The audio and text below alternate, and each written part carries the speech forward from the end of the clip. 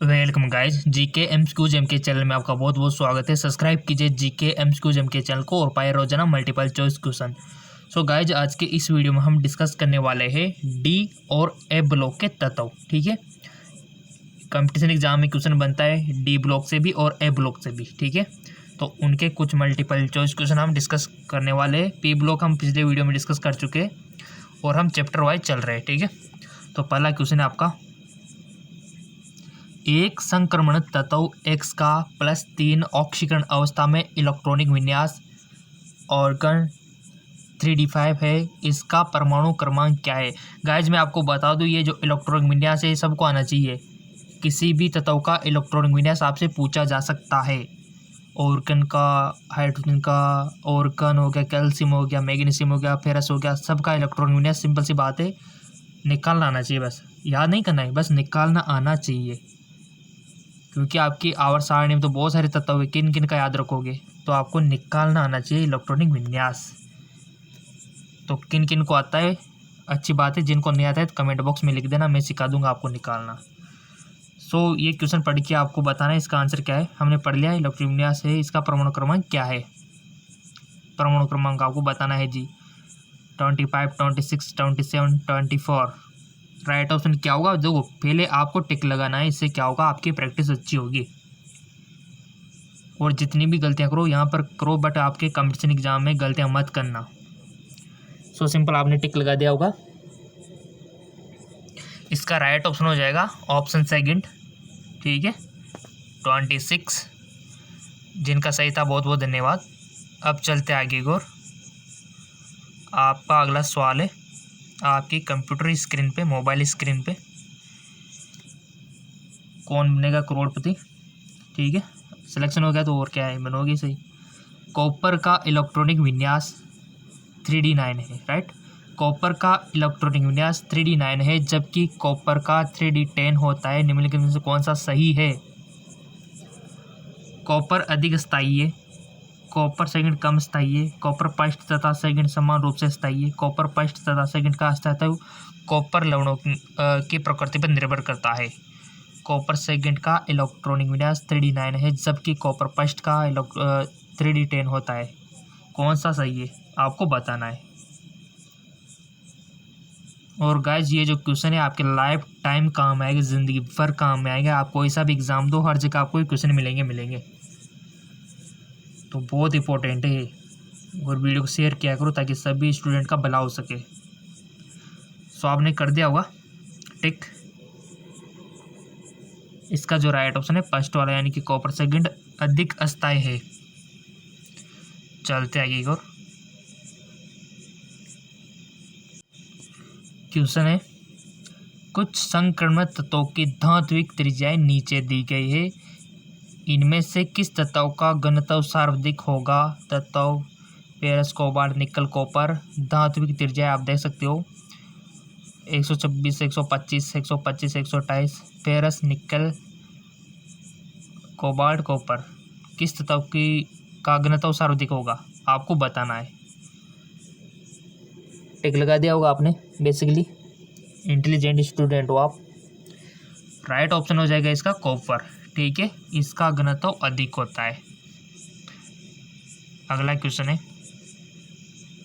Guys, सब कुछ मिलेगा आपको। केमिस्ट्री कंप्लीट होते आपको फिजिक्स भी मिलेगी, उसके बाद बायोलॉजी में आपको जूलॉजी भी मिलेगी और आपको बॉटनी भी आपको मिलेगी। सब कुछ मिलेगा, पूरा आपको कवर करना है। और जितनी कोशिश हो पा रही है, हम चाह रहे कि रोज़ाना की 2 वीडियो निकालें, बट हमने देखा कि आपके व्यूज़ क्या है। जैसे सुबह मॉर्निंग में वीडियो आता है, शाम तक आपके लगभग 300 ऐसे कुछ व्यूज आते हैं और बाकी के 300 रात में आते हैं। तो क्या अब तक कुछ रात में देखना पसंद करते हो, तो 2 वीडियो को कैसे देख पाएंगे, ये भी समस्या है। ठीक है, तो उस समस्या का समाधान तो आप करो, कमेंट करके बताना कि रोजाना के 2 वीडियो को हम कैसे देख पाएंगे, क्योंकि आपकी समस्या हम तो बना देंगे। अयुग्मित इलेक्ट्रॉन की उपस्थिति के कारण संक्रमण तत्व सामान्यतः रंगीन लवण बनाते हैं। ठोस अवस्था में निम्नलिखित में से कौन सा यौगिक रंगीन होगा। Ag2SO4, COF2, ZnF2, CO2, Cl2। बताइए। इसका जो राइट ऑप्शन हो जाएगा CuF2 राइट ऑप्शन हो जाएगा जी। जिन जिन के राइट जा रहे हैं बहुत बहुत धन्यवाद, यानी कि उनको खुशी होनी चाहिए कि राइट जा रहे हैं। सांद्र H2SO4 में KMnO4 की थोड़ी सी मात्रा मिलाने पर एक हरा तेलीय यौगिक प्राप्त होता है जो अत्यधिक विस्फोटक प्रकृति का होता है। निम्न में से इस यौगिक की पहचान आपको करनी है। Mn2O7, MnO2, MnSO4, Mn2O3। Right option हो जाएगा आपका गाइज, लगा दिया होगा वैसे बेसिकली आपने। इसका राइट ऑप्शन हो जाएगा Mn2O7, पहला वाला सही हो जाएगा। चुम्बक से तो क्वेश्चन बनता है 100%। कोई भी एग्जाम हो गया, चुम्बक से तो क्वेश्चन बनता है। इंपॉर्टेंट है पूरा चुम्बक वाला चैप्टर। चुम्बकीय प्रकार, प्राकृतिक चुम्बक, कृत्रिम चुम्बक, अस्थायी चुम्बक, अस्थायी चुम्बक, किस प्रकार से चुम्बक को बनाया जाता है ना, उसके सारे नियम। तो आप चुम्बक वाला चैप्टर देख लेना। तो वहाँ से भी क्वेश्चन आया है।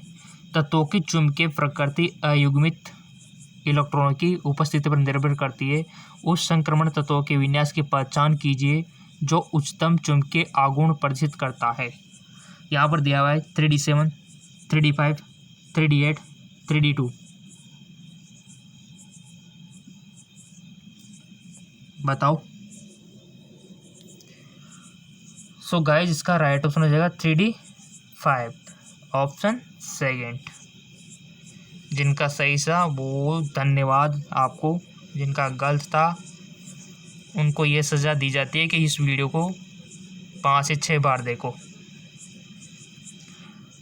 बहुत अच्छा क्वेश्चन। लेथेनॉइडों के लिए निम्नलिखित में से कौन सी ऑक्सीकरण अवस्था सभी में होती है। गाइज ऑक्सीकरण अवस्था सभी को आनी चाहिए, क्वेश्चन बनता है यहाँ से भी। ऑक्सीकरण अवस्था से भी +2, +3, +4, +5 लगभग सभी तत्वों की ऑक्सीकरण अवस्था आनी चाहिए आपको। पेरस, कॉपर, कोबाल्ट, मैग्नीशियम किसी की भी पूछी जा सकती है एग्जाम में। और निकालना नहीं आता है ना ऑक्सीकरण अवस्था तो मुझसे कांटेक्ट करो। आपका अपना चैनल है, कमेंट करो। अब आप बोलेंगे सर आप कमेंट का जवाब नहीं देते, इसका मतलब है कि हम आपके मल्टीपल चॉइस क्वेश्चन के लिए बिजी है। ठीक है, हम जैसे फ्री होते हैं आपके कमेंट पढ़ के श्योर उसका 100% रिप्लाई देते हैं। ठीक है, जैसे हम फ्री होते हैं। देखो आपने कमेंट किया, 1 तारीख को कमेंट किया या फिर एक दिन कमेंट किया तो उसको 2, 3, 4 दिन बाद भी रिप्लाई आ सकता है। ठीक है, क्योंकि हम जैसे फ्री होते हैं सभी का एक साथ रिप्लाई दे देते हैं। तो आप तो कमेंट कर दिया करो, रिप्लाई जैसे हम फ्री होंगे ना हम आपका 100% आंसर देंगे। ठीक है, तो ऑक्सीकरण अवस्था के बारे में आपका क्या कहना है बता देना। आता है तो अच्छी बात है, नहीं आता है तो बता देना। बट यहाँ से क्वेश्चन बनता है लेथेनॉइड के लिए निम्नलिखित में से कौन सी ऑक्सीकरण अवस्था सभी में होती है। तो +2, +3, +4, +5 तो आपको राइट ऑप्शन बताना है। सो सिंपल, इसका राइट ऑप्शन हो जाएगा +3। ठीक है, चलते आगे एक और। निम्न में से कौन सी अभिक्रियाएं असमानुपातन अभिक्रियाएं हैं। असमानुपातन अभिक्रिया देख लो, अभिक्रिया चारों आपके सामने है। टाइम दे देते ताकि आपको कोई दिक्कत ना हो और हर एग्ज़ाम में आपके काम आएगी। ये कितने अच्छे अच्छे क्वेश्चन है आपके सामने। और किसी भी टॉपिक पर अगर डाउट होता है तो उसको हम क्लियर करवाते हैं। जैसे बहुत सारों को विटामिन से रिलेटेड भी डाउट होता है, किसी को बहुलक पे पॉलीमर जो होते हैं उन पे डाउट होता है, किसी को हार्मोन पे डाउट होता है ना, किसी को प्रोटीन के टॉपिक पर डाउट होता है, किसी को कार्बोहाइड्रेट के टॉपिक पर, किसी को वसा पे, फैट पे। ठीक है, बहुत सारे टॉपिक है हमारे पास। तो किसी को डाउट होता है तो हम उसको क्लियर भी करवाते हैं, ऐसी बात नहीं है, समझाते हैं ताकि इस स्टूडेंट को समझ में आ जाए, रटना ना पड़े। देखो रटने बुरी बात है, सबसे बुरी बात, रटने वाली विद्या कभी काम नहीं आती है। वो आपके लिए भी खतरा है और दूसरे के लिए भी खतरा है। जो चीज़ समझ में आती है ना बस वही काम आती है और वही लाइफ टाइम में आपके खुद भी इम्प्रूव होते हैं उससे। सो इतनी देर में तो आपने टिक लगा ही दिया होगा। सो सिंपल, इसका राइट ऑप्शन हो जाएगा कॉपर पॉजिटिव Cu2+ Cu, यानी कि फर्स्ट वाला आपका राइट ऑप्शन हो जाएगा, ये वाला। ठीक है, चलते आगे को। सॉरी, इसमें जो ये दिया हुआ है इसका मतलब आप समझे नहीं, ठीक है, और बहुत से ने मान भी लिया होगा। असमानुपातन अभिक्रिया किस प्रकार से, ये इस प्रकार से दिया हुआ है कि कौन सा ए और बी, ए बी सी या फिर बी सी डी, या फिर सही बताया था हमने, बट इसके साथ ये तो होगा सही, इसका ये भी होगा, ठीक है, दोनों आएंगे, सिंपल सी बात है, यानी कि आपका ऑप्शन फर्स्ट ही रहेगा, दोनों आएंगे गाइस, इसमें ए भी आएगा और बी भी आएगा, ठीक है, हमें एक के चक्कर में रह गए, दोनों आएंगे इसमें।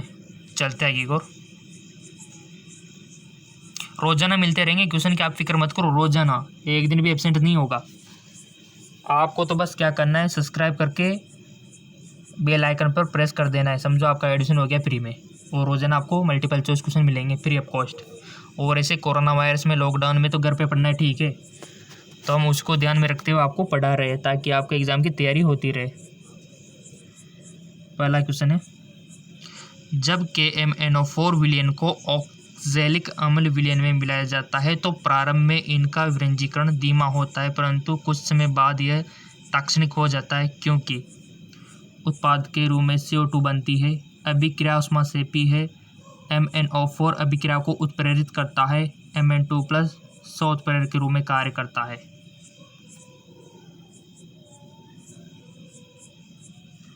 सो इसका राइट ऑप्शन ऑप्शन 4, ठीक है। नेक्स्ट,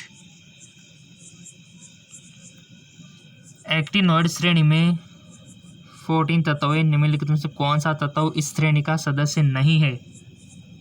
बहुत अच्छा क्वेश्चन, टिक लगा दिया होगा वैसे बेसिकली आपने। इसका जो राइट ऑप्शन हो जाएगा ऑप्शन 3, इसका राइट ऑप्शन हो जाएगा। एक्टिनोइड श्रेणी से क्वेश्चन बन गया, देख लो।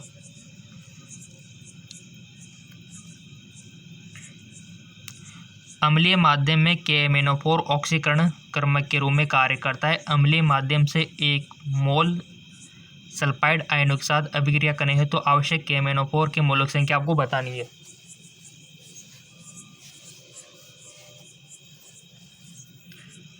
टू बाई 5, 3/5, 4/5, 1/5, आपके सामने सब कुछ दिया हुआ है मटेरियल। सो इसका राइट ऑप्शन हो जाएगा 2/5, ठीक है, ऑप्शन फर्स्ट। अगला क्वेश्चन है, हर टॉपिक पर आपको मिलेगा, चाहे वो आपका बायो का हो, जूलॉजी में किसी भी बॉटनी का हो, जूलॉजी का हो या फिर बॉटनी का हो, बायो में, ठीक है, रसायन विज्ञान हो, भौतिक विज्ञान हो, सब कुछ मिलेगा और आपको जनरल नॉलेज भी मिलेगी। निम्न में से कौन से उपद्रवी ऑक्साइड है? निम्न में से कौन से उपद्रवी ऑक्साइड है, बताओ।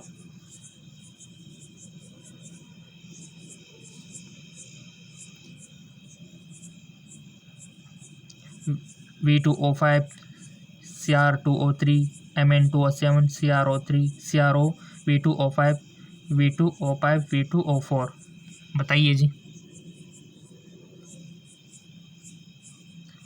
तो इसका राइट ऑप्शन हो जाएगा V2O5 और Cr2O3।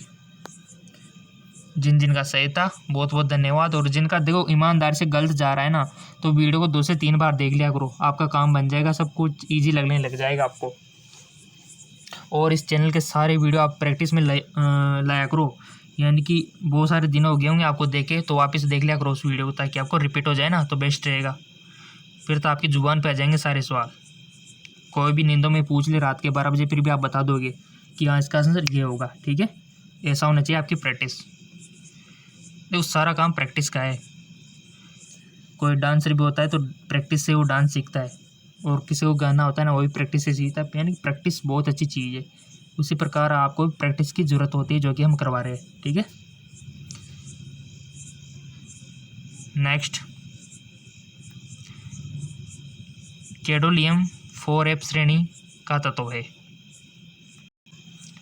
गैंडोलियम 4F श्रेणी का तत्व है, परमाणु क्रमांक 64 है। निम्नलिखित में से कौन सा गैंडोलियम का सही इलेक्ट्रॉनिक विन्यास है? देखो इलेक्ट्रॉनिक विन्यास आ गया ना, मैंने बोला था कि इलेक्ट्रॉनिक विन्यास तो आपको आना ही चाहिए। तो आपके सामने आपसे पूछ लिया 64 का, बताओ अब कौन सा सही है। इलेक्ट्रॉनिक विन्यास जिसको आता है उसके तो 1-2 नंबर पक्के हैं, कहीं नहीं गए। और जिनको नहीं आता है तो हमसे सीखो, हम आपको बता देंगे। बस आपको तो कमेंट करके बताना है सर हमको कि इलेक्ट्रॉनिक विन्यास नहीं आता। शर्माने वाली कोई बात नहीं है, नहीं आता तो नहीं आता, हम सिखा देंगे। सो आपने टिक तो लगा ही दिया होगा वैसे बेसिकली किसी न किसी पे। इसका जो होगा आपका फर्स्ट वाला ऑप्शन सही है, ठीक है। 4F7 5D1 6S2। अगला क्वेश्चन है जी, जब धातुओं के क्रिस्टल जालक के बीच छोटे परमाणु फंस जाते हैं तो अंतराकाशीय यौगिक बनते हैं। निम्नलिखित में से कौन सा अंतराकाशीय यौगिकों का अभिलाक्षणिक गुण नहीं है? उनके गलनांक शुद्ध धातुओं की तुलना में उच्च होते, वे बहुत कठोर होते, वे धात्विक चालकता बनाए रखते, वे रासायनिक रूप से बहुत क्रियाशील होते। बहुत बढ़िया, राइट ऑप्शन इज वे रासायनिक रूप से बहुत क्रियाशील होते हैं। गाइज आप एंट्रांस की तैयारी कर रहे हो फिर भी आपके लिए तो बहुत बढ़िया है। आप कंपटीशन की तैयारी कर रहे हो फिर भी ये क्वेश्चन इतने इंपॉर्टेंट है, हर जगह आपके काम आएंगे। देखना लाइव में आपको याद आएगी इन क्वेश्चन की। और जिन्होंने क्वेश्चन कर लिए तो उनके तो लाइव बन गई। चुंबकीय आघूर्ण अपने प्रचक्रण कोणीय संवेग और कक्षीय कोणीय संवेग में संबद्ध होते। Cr3+ आयन के प्रचक्रण मात्र चुंबकीय आघूर्ण का मान होता है 2.87 bm, 3.87 bm, 3.47 bm, 3.57 bm। बताइए जी। और bm से समझ गए होंगे चुंबकीय आघूर्ण का मान यानी कि मात्रक क्या होता है, ये भी ध्यान रखना, ठीक है। चुंबकीय क्षेत्र का मात्रक क्या होता है इसका भी पता होना चाहिए। विद्युत क्षेत्र का मात्रक, विद्युत फ्लक्स का मात्रक, ठीक है, क्योंकि मात्रक बनते हैं आपके एग्जाम में। सो सिंपल सी बात है, इसका राइट ऑप्शन हो जाएगा 3.87 बीएम, ठीक है। मात्रक है बीएम, वो BMW वाली गाड़ी नहीं है, ठीक है। बीएम इसका मेजरमेंट होता है। अगला क्वेश्चन है आपका,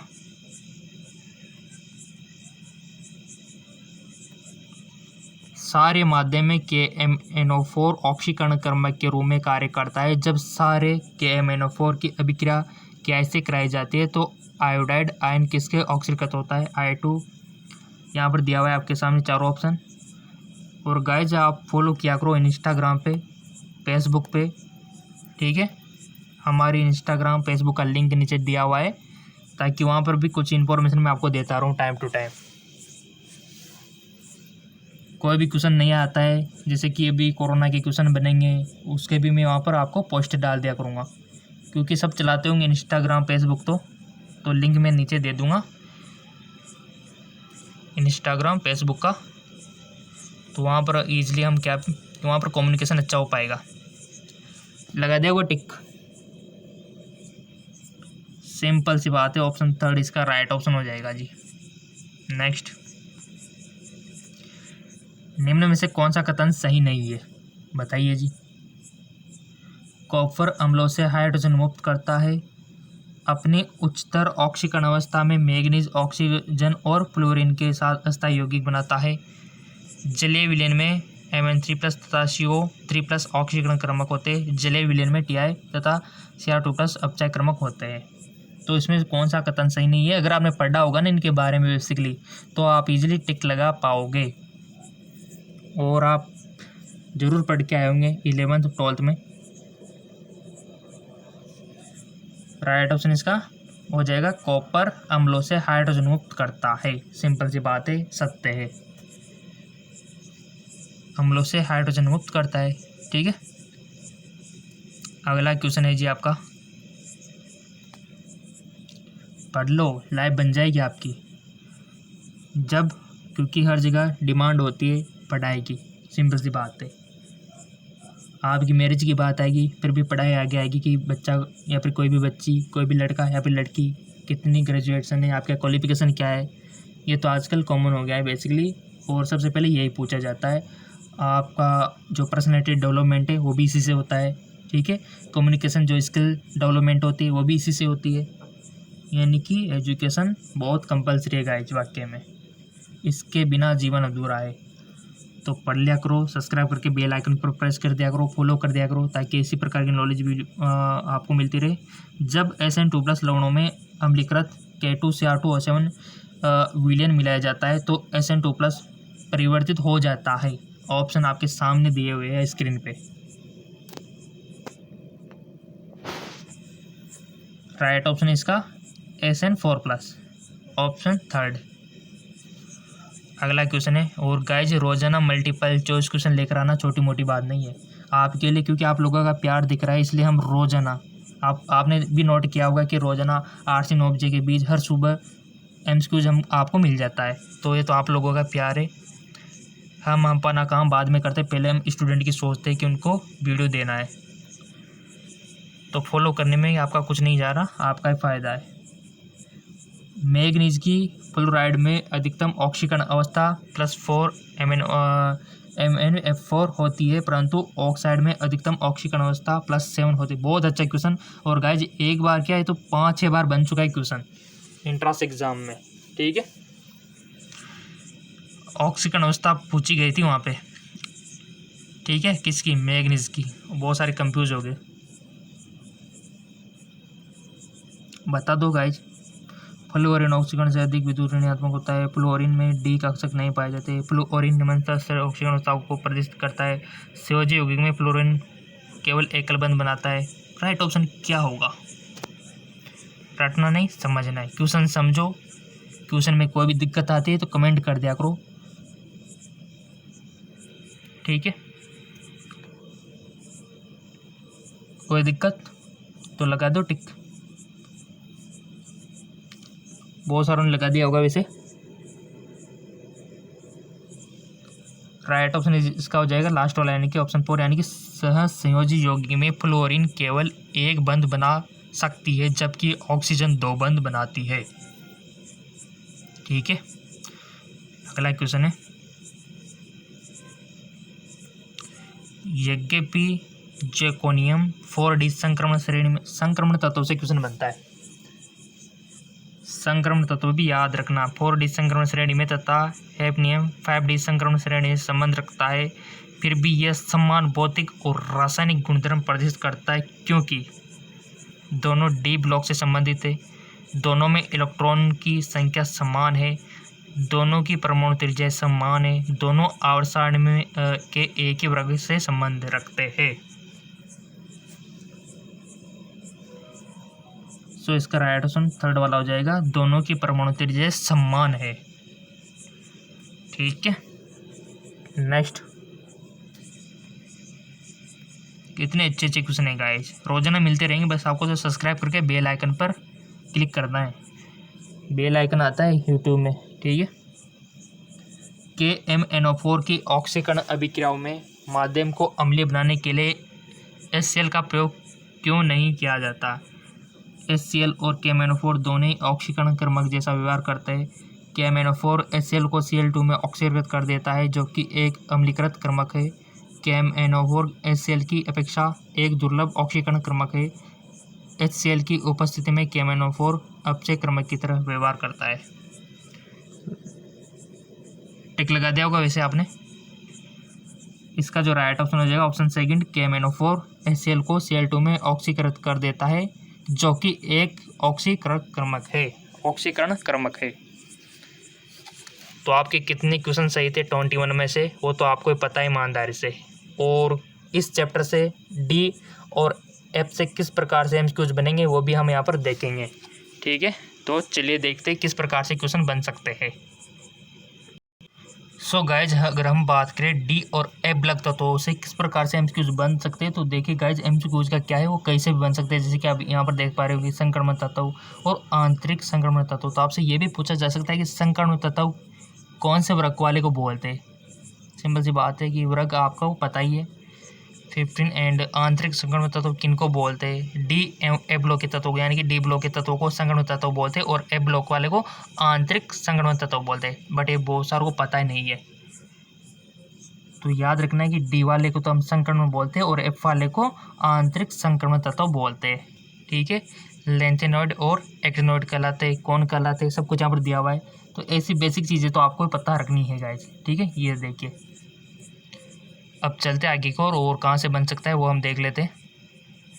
सो यहाँ पर आप देख भी पा रहे होंगे कि संक्रमण तत्व यानी कि डी ब्लॉक, संक्रमण तत्व का जहाँ पर भी लिखा आ गया तो समझ जाना कि डी ब्लॉक की बात कर रहे हैं। ठीक है, तो ये यहाँ पर आप थोड़ा सा इसके बारे में रीड कर सकते हो ताकि एग्ज़ाम में आपको कंफ्यूजन ना हो। चलते आगे को और ये इनकी श्रेणी आप देख सकते हो, संक्रमण तत्वों के 72 इलेक्ट्रॉनिक विन्यास। ठीक है, प्रथम श्रेणी, द्वितीय श्रेणी, तृतीय श्रेणी। स्क्रीनशॉट ले सकते हो इसका। और इसको ट्रिक तो पता है ना गाइस, इसको याद करने की, नहीं हो तो बता देना, फिर मैं वीडियो अपलोड कर दूंगा ट्रिक। इनको देखो सबको याद रखना है, स्टेनियम, titanium, vanadium, chromium, manganese, ferrous, cobalt, इनको याद करने की ट्रिक भी है। ठीक है, अगर नहीं है तो प्लीज़ कमेंट कर देना। सभी को याद करने की ट्रिक हमारे पास अवेलेबल है, बट उसके अगर बात डिटेल से करेंगे तो एक वीडियो अलग से बन सकता है। तो कमेंट कर देना, अगर आपको जो भी ज़रूरत हो, जो भी आपकी डिमांड हो, कमेंट कर दिया करो। अब आगे देखते हैं। इसके बाद आपको संक्रमण धातुओं की जालक संरचनाएं देख पा रहे होंगे। स्टेडियम, टाइटेनियम, वेनेडियम की कितनी होती है, SCP, BCC, ये जालक संरचनाएं आप इजीली याद रख सकते हो। ठीक है, रख लोगे, स्क्रीनशॉट ले लेना। नेक्स्ट, ये भौतिक गुण, रासायनिक गुण का थोड़ा ध्यान रखना, डायरेक्ट क्वेश्चन बनता है यहाँ से। नेक्स्ट, और अब आपके सामने आ जाता है खजाना। ठीक है, इलेक्ट्रॉनिक विन्यास का खजाना देख पा रहे होंगे ना आप स्क्रीन पे। परमाणु क्रमांक भी आपके सामने दिया हुआ है, स्टेरियम, टाइटेनियम, वेनेडियम, क्रोमियम सबका दिया हुआ है, इजीली याद रख लेना। और ये इलेक्ट्रॉनिक विन्यास भी आपके सामने दिया हुआ है, कोई कंफ्यूजन नहीं होगा यहाँ से आपको। ठीक है, ये इलेक्ट्रॉनिक विन्यास भी आपके सामने दिया हुआ है। एग्ज़ाम में मैग्नीज का पूछा गया था, तो देखो एग्ज़ाम में कैसे भी बन सकता है। सो आप इजीली इसको याद रख सकते हो, ज़्यादा हार्ड नहीं है। ठीक है, ट्रिक के साथ याद करोगे तो सब कुछ ईजी हो जाएगा। और कोई भी दिक्कत हो इसको लेकर तो कमेंट कर देना सीधे आप, तो हम आपका कमेंट देखेंगे, आपका आंसर देंगे। ठीक है, तो देख लो, एंथैल्पी, आयनन एंथैल्पी किसकी कितनी है, तो ये पूरा स्क्रीनशॉट ले सकते हो, चाहे तो आप इसका ईजिली स्क्रीनशॉट आप कर सकते हो इसका। सो गाइस, अभी आप ये टेबल देख पा रहे होंगे। ठीक है, बहुत ही इंपॉर्टेंट है गाइज, यहाँ से क्वेश्चन काफ़ी बार बन चुका है। और गाइज मैं आपको बता दूँ, मैंने खुद ने काफ़ी सारे एंट्रेंस एग्ज़ाम क्रैक किए हैं, और मैं आपको बता दूँ मैंने किसी प्रकार की कोचिंग नहीं की है, मैंने अपने हिसाब से एडजस्ट किया है और मैं आपको उसी तरीके से पढ़ा रहा हूँ। ठीक है, कोई भी ज्ञान कम और ज़्यादा नहीं कर रहा हूँ, बस इसी तरीके से मैंने पढ़ाई की थी। ठीक है, तो मेरा सभी में हो गया था, पैरामेडिकल का भी दिया है मैंने, नर्सिंग का भी दिया है, नीट का भी दिया है। ठीक है, और यहाँ तक कि देखो नीट के लिए तो आपको पता है कितनी भारी भारी कोचिंग होती है, लाखों में कोचिंग होती है, बट मैंने NCERT से स्टडी की थी। और आपको पता है कि उसमें जो नंबरिंग आई थी ऑलमोस्ट आपको पता है उस टाइम पे 720 का होता था, तो उसमें से 460 हमने गेन कर लेते, बट OBC कैटेगरी में आपको पता है हाइस्ट जाती है। ठीक है, तैयारी करते तो ईजिली हो जाता, बट और भी एंट्रेंस करने का वो सीखना था, पैरामेडिकल हर डिपार्टमेंट में और भी एंट्रेंस एग्ज़ाम और भी कंपटीशन एग्ज़ाम। ठीक है, जॉब के लिए भी वो भी हमने दिए। ठीक है, तो क्वेश्चन देखो यहीं से बनता है, आपकी बुक से ही किस प्रकार से बनता है, देखो अभी यहाँ पर देख पा रहे होंगे आप। सो गाइज, अगर आप ये वीडियो कंप्लीट देख रहे हो तो आपकी गारंटी है कि आपका 100% सिलेक्शन होगा। ठीक है, क्योंकि इसमें आपकी कोई भी बात यहाँ पर छिपाई नहीं जा रही है, सब कुछ आपको बताया जा रहा है। सो क्वेश्चन किस प्रकार से बना था कि प्रथम संक्रमण श्रेणी के दांतों में सबसे अधिक ऑक्सीकरण अवस्था किसकी होती है, तो जिसको ये टेबल पता थी उन्होंने टिक लगा दिया। ठीक है, तो समझ गए होंगे आपकी किस पे टिक लगाया होगा, तो उसके लिए ये टेबल पता होनी चाहिए गाइस, तभी आप टिक लगा पाओगे। 4 ऑप्शन होते हैं, बट उसमें टिक लगाना इतना आसान नहीं है, आसान तभी होगा जब आपको कुछ चीज़ें पता होगी, आप में नॉलेज होगी, और नॉलेज की वैल्यू है आज के टाइम पे, महत्वपूर्ण नॉलेज है। ठीक है, तो यहाँ पर देख लिया आपने सारी, Stellarium, titanium, vanadium, chromium, manganese की ज़्यादा है। ठीक है, तो इसी प्रकार फेरस की याद रखनी है, कोबाल्ट की याद रखनी है, 100% क्वेश्चन बनेगा, यहाँ से समझ लो, मोस्ट इंपॉर्टेंट है ये टेबल, और सभी को याद करनी है ये वाली टेबल, तो मोस्ट इंपॉर्टेंट, यहाँ पर वेरी वेरी लगा लो आप, वेरी वेरी इंपॉर्टेंट। ठीक है। तो आपको मैं रिकमेंड करता हूँ इस टेबल को याद करना है सभी को। अब चलते हैं आगे की ओर। सो गाइज उसके बाद आपका आता है चुम्बकीय गुण। ठीक है, तो चुम्बकीय गुण के लिए आपको चुम्बकीय गुण में अनुचुम्बकीय, लौह चुम्बकीय, प्रतिचुम्बकीय क्या होते हैं, कैसे होते हैं, इनके एग्जाम्पल आपको याद रखना है जी। ठीक है, सब कुछ आपकी बुक में दिया हुआ है। और ये जो फॉर्मूला है ये तो मोस्ट इंपॉर्टेंट है, इसको तो लिख लो। ठीक है, तो स्पाइन ओनली। और यहाँ पर एन क्या है गाइज, यहाँ पर एन लिखा हुआ है क्या है, यहाँ पर ये अयुग्मित इलेक्ट्रॉन की संख्या है तथा यूँ चुम्बकीय आघूर्ण, ये चुम्बकीय आघूर्ण का सूत्र है। ठीक है, चुम्बकीय आघूर्ण अगर आपसे पूछा जाए तो सिंपल सी बात है, ये फॉर्मूला अप्लाई कर देना, √n+2 आपका चुम्बकीय आघूर्ण निकल के आ जाएगा। तो ये फॉर्मूला मोस्ट इंपॉर्टेंट है आपके लिए चुम्बकीय आघूर्ण का निकालने के लिए, जहाँ पर n अयुग्मित इलेक्ट्रॉन की संख्या, यानी कि आपको अयुग्मित इलेक्ट्रॉन की संख्या दे दी जाएगी और पूछ लिया जाएगा कि इसका चुम्बकीय आघूर्ण कितना होगा। तो आपको ये फॉर्मूला पता है तो आप इजीली उसका निकाल देंगे, ऐसे निकाल देंगे। ठीक है, तो होना चाहिए, देखो ऐसा आपकी प्रैक्टिस से पॉसिबल है। और आज की दुनिया में सब कुछ आसान है अगर आप आसान मानते हो तो। और आपके सामने टेबल भी दी हुई है, आयन दिए हुए, विन्यास दिया हुआ है, अयुग्मित इलेक्ट्रॉनिक संख्या दी हुई है और चुम्बकीय गुण भी दिया हुआ है। ठीक है, और इजीली याद रख सकते हो। देखो गिनती टाइम में, और क्या देखो फर्स्ट सेकंड थर्ड फोर ये चलता जाएगा। ठीक है, और प्रक्लित और प्रक्षेपित दोनों दिए हुए। ये देखिए टेबल कंप्लीट, ये देखिए। तो इस टेबल को थोड़ा सा देख लेना ताकि आपका आंसर जब भी आए तो आप समझ जाएंगे कि हाँ लगभग वही है, तो आप उसको सही कर पाएंगे। ठीक है, कोई डाउट ही नहीं रहेगा आपको। उसके बाद आपका आ जाता है रंगीन आयनों का बनना। ठीक है, तो बहुत से आयन देखे होंगे जो रंगीन होते हैं और किस प्रकार से होते हैं, ये आपके सामने पूरी टेबल आपके सामने है। ठीक है, तो कोई भी पूछ लिया जाए ये टेबल आपको याद करनी है। Stadium, titanium, vanadium. ठीक है, रंगीन होता है, नील रोहित होता है, नीला होता है, हरा होता है, बैंगनी होता है, कौन सा नीला होता है, गुलाबी होता है, सब कुछ यहाँ पर दिया हुआ है। तो ये आयन का कलर आपको याद रखना है जी। ठीक है, इसके बाद आपको जो लेंथेनम और लेंथेनॉइड जो है इलेक्ट्रॉनिक विन्यास उनका याद रखना है। ठीक है, निकालना आता है तो कोई दिक्कत नहीं है, और वैसे बेसिकली याद भी रख सकते हो, ज़्यादा इतना भी हार्ड नहीं है। ठीक है, तो इनका इलेक्ट्रॉनिक विन्यास आपको देख लेना है थोड़ा सा। नेक्स्ट, उसके बाद आपकी एक्टिनियम तथा एक्टिनॉइड की ऑक्सीकरण अवस्थाएं आपके सामने दी हुई है। ठीक है, चलते आगे और। सो गाइज फाइनली आपको सारांश यानी समरी आपको देख लेने है। पूरे डी और ए ब्लॉक का निचोड़ यहाँ पर इसमें दिया हुआ है, जितना भी चैप्टर है ना आपका पूरा समरी यहाँ पर दी हुई है बेसिकली। तो इसको तो पढ़ना मत भूलिए, ये तो कंपलसरी है। सब करने के बाद इसको अवश्य रीड किया करो, इसमें बहुत सारी इंपॉर्टेंट बातें छिपी हुई है जो आपकी लाइफ को आगे बढ़ाने में सहायक है। ठीक है, और जैसा कि मैंने बोला कि क्वेश्चन आपको सारे करने हैं, मैंने आपको बता दिया ना। और जो इंग्लिश मीडियम से है वो जेके लॉन्च जॉब को फॉलो कर सकते हो। और सारे देखो, सारे क्वेश्चन करने के लिए आपको क्या करना होगा, नीचे लोगो आ रहा होगा, लोगो पे आपको क्लिक करना है, जहाँ पर जीके एमसीक्यू जेएमके लिखा होगा उस पर आपको क्लिक करते ही किस प्रकार का पेज ओपन होगा। जैसे आप क्लिक करोगे ना तो कुछ इस प्रकार का पेज ओपन हो जाएगा। जैसे आप लोगो पे क्लिक करोगे नीचे जीके एमसीक्यू जेएमके चैनल के पे, तो आपको वीडियो के सेक्शन पर क्लिक कर देना है। यहाँ से आपको क्लिक करने के बाद ये सारा खजाना आपके सामने जो आपकी ज़िंदगी बना देगा। आपको कोई भी कंपटीशन एग्ज़ाम को फाइट करने में कोई दिक्कत नहीं होगी इसको करने के बाद। सो कीजिए, फॉलो कीजिए इस स्टेप को, लिंक नीचे डिस्क्रिप्शन में दिया हुआ है।